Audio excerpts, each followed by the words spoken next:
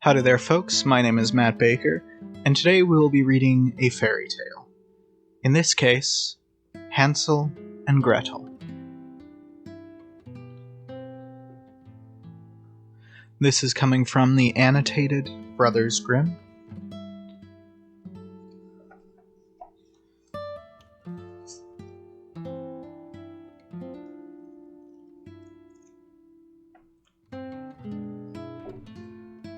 And here we go. At the edge of a great forest, there once lived a poor woodcutter with his wife and 2 children. The little boy was called Hansel, and the girl was named Gretel. There was never much to eat in their home, and once, during a time of famine, the woodcutter could no longer put bread on the table. At night he lay in bed, worrying, tossing and turning in despair. With a deep sigh, he turned to his wife and said, "What is going to become of us? How can we possibly take care of our poor little children when the 2 of us don't have enough to eat?" "Listen to me," his wife replied. "Tomorrow, at the crack of dawn, let's take the children down into the deepest part of the forest.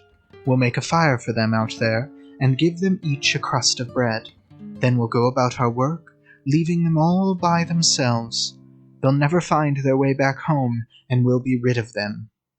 "Oh no," her husband said. "How could I ever do that?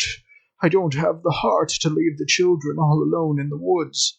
Wild beasts are sure to find them and tear them to pieces." "You fool," his wife replied. "Then all 4 of us can starve to death. You might as well start sanding the boards for our coffins." The wife didn't give her husband a moment of peace until he finally agreed to her plan. "But I still feel sorry for the poor children," he said. The children had not slept a wink because they were so hungry, and they didn't miss a single word of what their stepmother had said to their father. Gretel wept bitter tears and said to her brother, "Well, now we've had it." "Hush, Gretel," said Hansel, "and stop worrying. I'll figure something out." When the old folks fell asleep, Hansel got up and put on his little jacket, opened the bottom half of the Dutch door and slipped outside. The moon was shining brightly, and in front of the house there were some white pebbles, glittering like silver coins. Hansel stooped down to pick them up and put as many as would fit into his jacket pocket. Then he returned to Gretel and said, "Don't worry, little sister, just go to bed. God won't abandon us." And he went back to bed. At daybreak, just as the sun was rising, the wife came in and woke the children up. "Get up, you lazy bones. We're going out to the forest to find some wood." The wife gave each child a crust of bread and said, "Here's something for lunch, but don't eat it before then. That's all you'll be getting." Gretel put the bread in her apron pocket, because Hansel already had the pebbles in his jacket pocket. Together they set out on the path into the forest. While they were walking, Hansel kept stopping and looking back at the house. Finally, his father said, "Hansel, why do you keep lagging behind and turning to look back home? Watch out for yourself and don't forget what your legs were made for." "Oh, father," said Hansel, "I'm trying to get a last look at my little white kitten, which is perched up on the roof trying to bid me farewell." The woman said, "You fool, that's not your kitten. Those are just the rays of the sun shining on the chimney." But Hansel had not been looking for his kitten. He had been taking the shiny pebbles from his pocket and dropping them on the ground.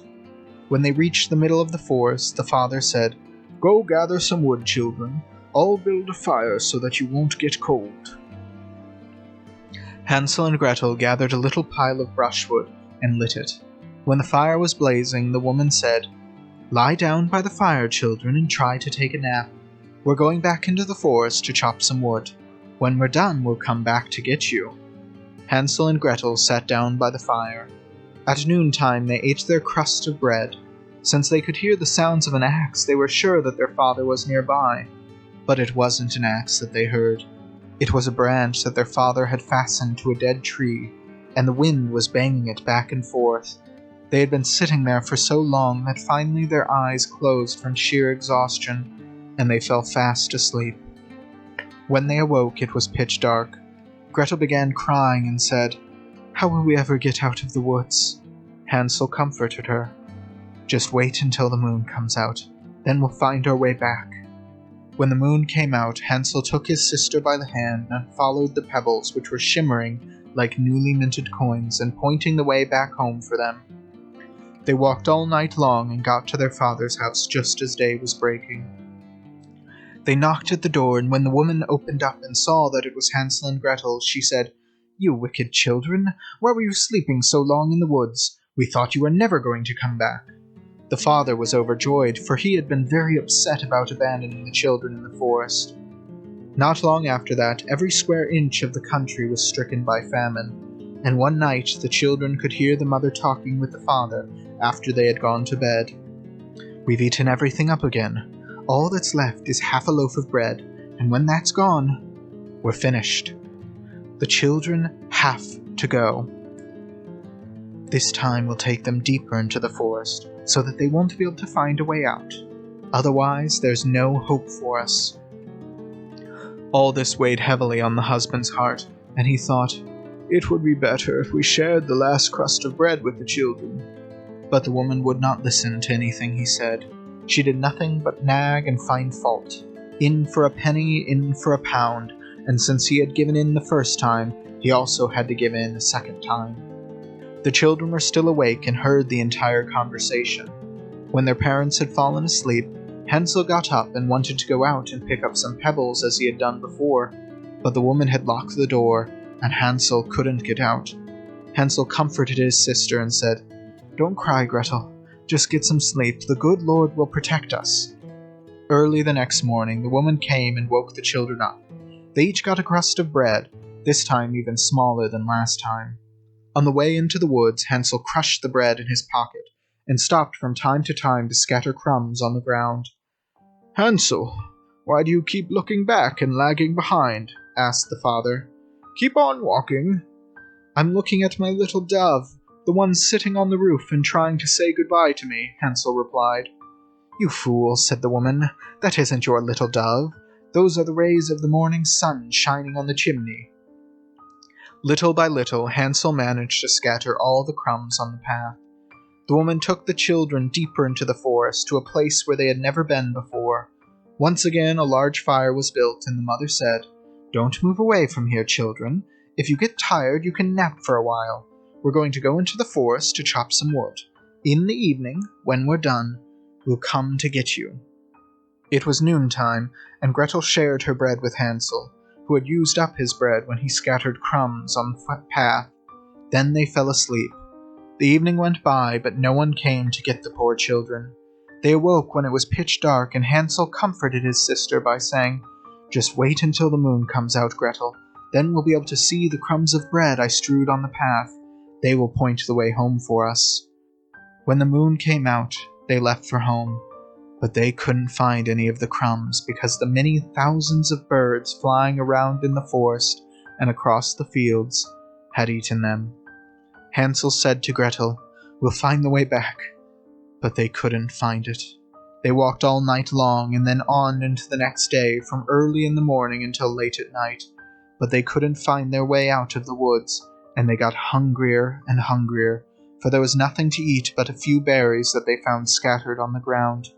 When their legs could no longer carry them, and they were completely exhausted, they lay down under a tree and fell asleep. 3 days had passed since they had left their father's house. They started walking again, but just got deeper and deeper into the woods. If help didn't arrive soon, they were sure to perish. At noontime, they saw a beautiful bird, white as snow, perched on a branch. It was singing so sweetly that they stopped to listen to it. When it had finished its song, it flapped its wings and flew on ahead of them.